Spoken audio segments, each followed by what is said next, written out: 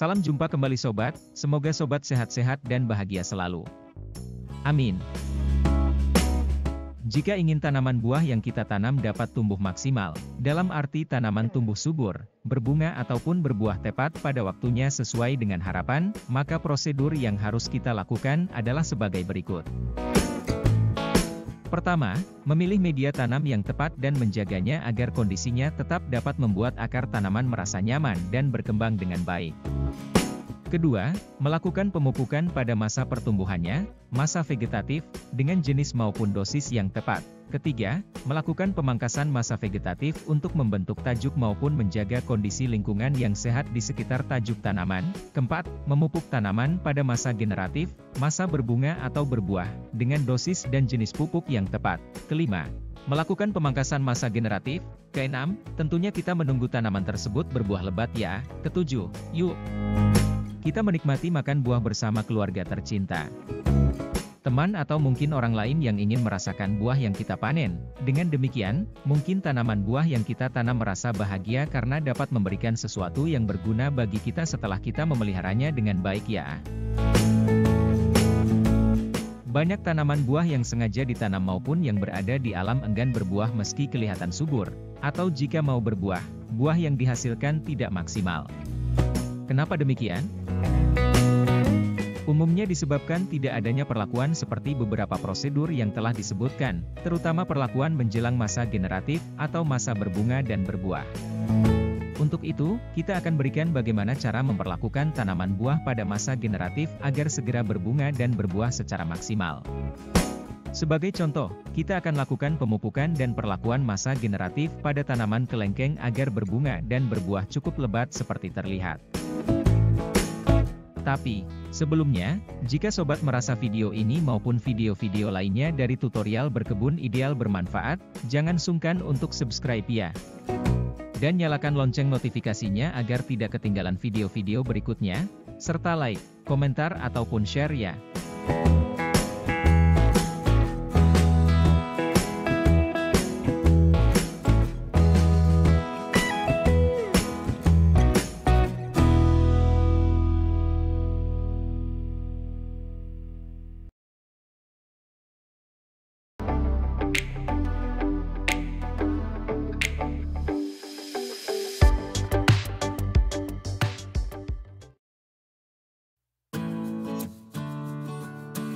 Ada beberapa macam pupuk yang akan kita gunakan menjelang masa generatif tanaman kelengkeng seperti terlihat, yaitu pupuk NPK E16E16E16, pupuk fosfat, pupuk kalium, dolomit atau kapur pertanian, asam humat dan NPK 15920 atau NPK grower. Pupuk-pupuk tersebut yang sering saya gunakan untuk berbagai tanaman buah yang saya tanam jika tiba saatnya memasuki masa generatif.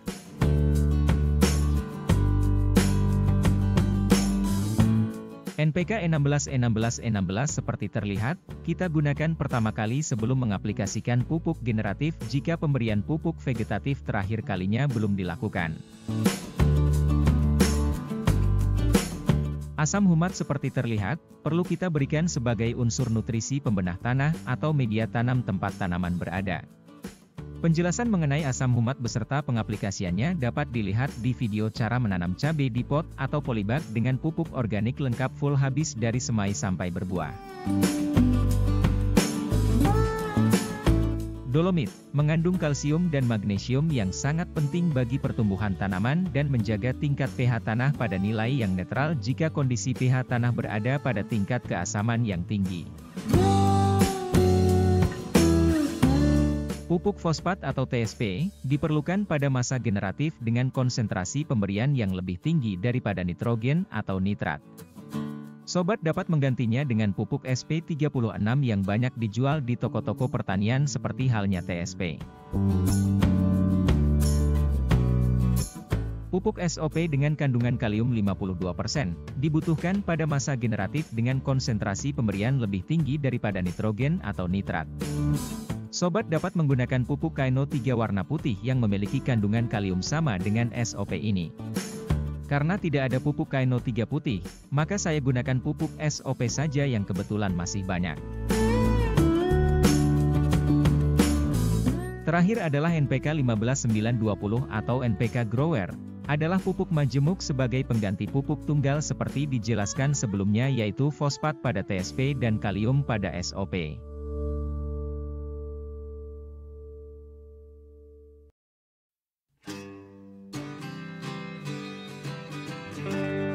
Jika terakhir kali belum dilakukan pemupukan vegetatif menjelang masa generatif, maka tanaman perlu sekali lagi diberikan pupuk vegetatif NPK 16 serta dolomit dan asam humat seperti terlihat. Takar pupuk NPK 16 sebanyak 20-50 gram untuk tanaman kelengkeng berumur sekitar 1,5 tahun. Dan dolomit sebanyak 20-50 gram. Campur dengan air sebanyak 1 liter. Aduk rata. Siramkan pada tanaman kelengkeng dengan membuat parit terlebih dahulu pada tanah di sekeliling pangkal batang bawah.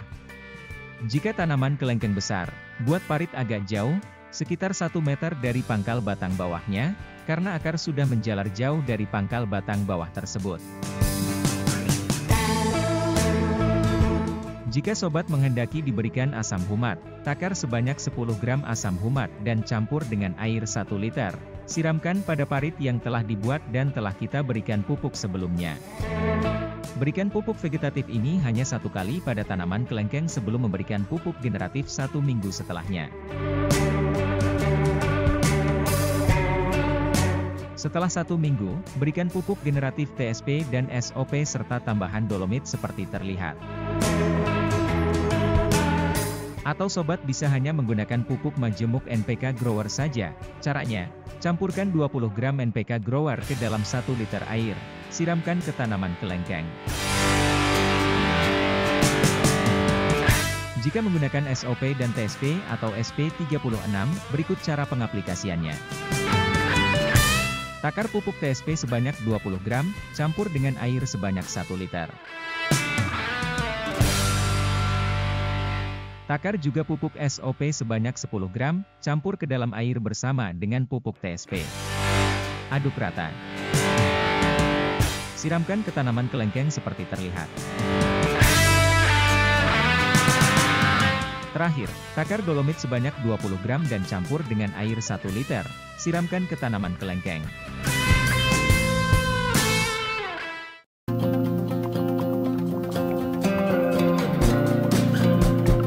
Lakukan pemupukan generatif ini setiap 1 minggu sekali selama 1 bulan dan jangan lupa siram tanaman kelengkeng setiap hari pada pagi dan sore hari. Setelah pemupukan generatif setiap 1 minggu selama 1 bulan selesai, hentikan penyiraman tanaman kelengkeng sampai daun-daun agak layu. Proses ini disebut dengan stres air atau pengeringan. Proses pengeringan sampai tanaman layu umumnya memakan waktu paling lama sekitar 1 minggu. Jika terjadi hujan, sebisa mungkin media tanaman atau tanah tempat tanaman berada diusahakan tidak terkena air hujan. Misalnya, sobat dapat menutupnya dengan plastik seperti terlihat. Setelah proses pengeringan selesai, siram tanaman kelengkeng pada pagi harinya dan langsung beri pupuk TSP dan SOP dengan takaran yang sama dengan sebelumnya tanpa menggunakan dolomit. Siramkan pada tanaman kelengkeng.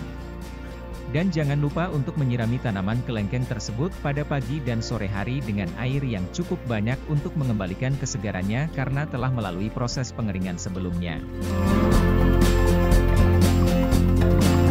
Setelah tanaman kelengkeng kembali segar, biasanya memakan waktu selama 3 hari hingga benar-benar pulih dari kondisi layu akibat kekeringan. Berikutnya lakukan pemangkasan. Pangkas cabang-cabang yang menjorok ke dalam tajuk tanaman serta pangkas semua tunas-tunas air yang tumbuh pada cabang-cabangnya. Bentuk tanaman kelengkeng setelah saya lakukan pemangkasan pada masa-masa generatif seperti terlihat.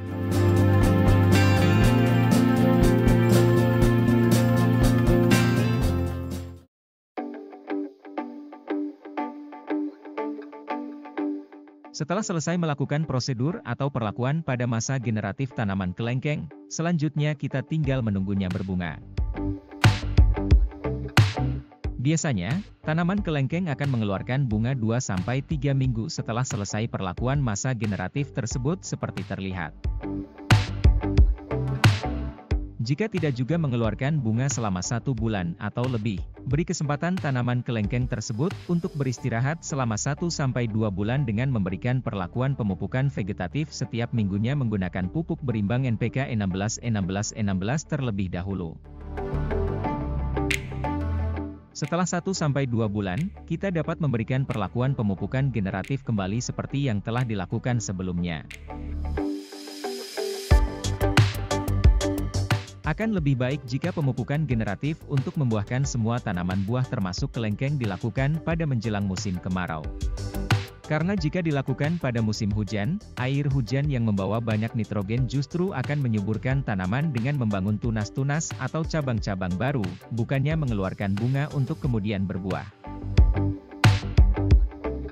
Dengan kesabaran, ketelitian dan ketelatenan, tentunya kita akan dapat memperoleh apa yang kita harapkan. Insya Allah.